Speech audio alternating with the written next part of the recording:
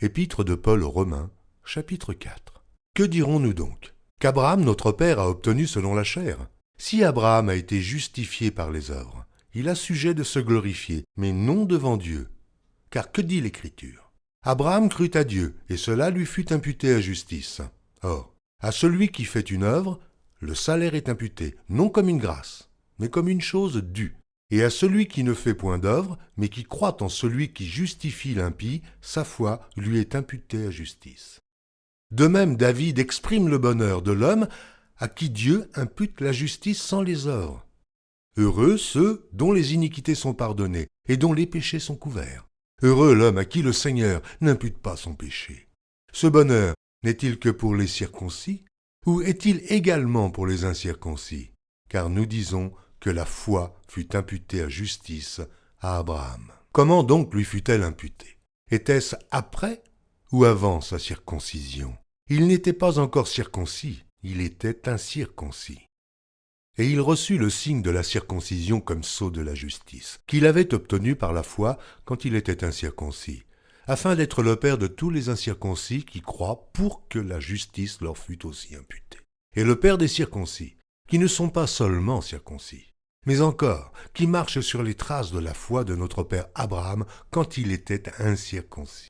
En effet, ce n'est pas par la loi que l'héritage du monde a été promis à Abraham ou à sa postérité, c'est par la justice de la foi, car si les héritiers le sont par la loi est vaine et la promesse est anéantie, parce que la loi produit la colère, et que là où il n'y a point de loi, il n'y a point non plus de transgression. C'est pourquoi les héritiers le sont par la foi, pour que ce soit par grâce, afin que la promesse soit assurée à toute la postérité, non seulement à celle qui est sous la loi, mais aussi à celle qui a la foi d'Abraham, notre Père à tous, selon qu'il est écrit « Je t'ai établi, Père d'un grand nombre de nations ».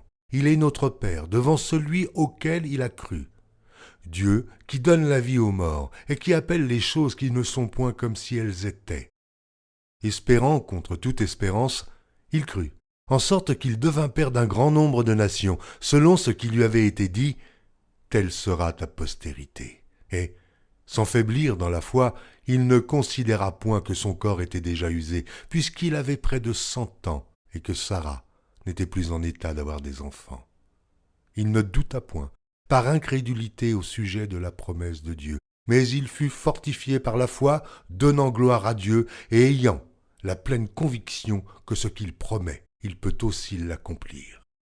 C'est pourquoi cela lui fut imputé à justice. Mais ce n'est pas à cause de lui seul qu'il est écrit que cela lui fut imputé.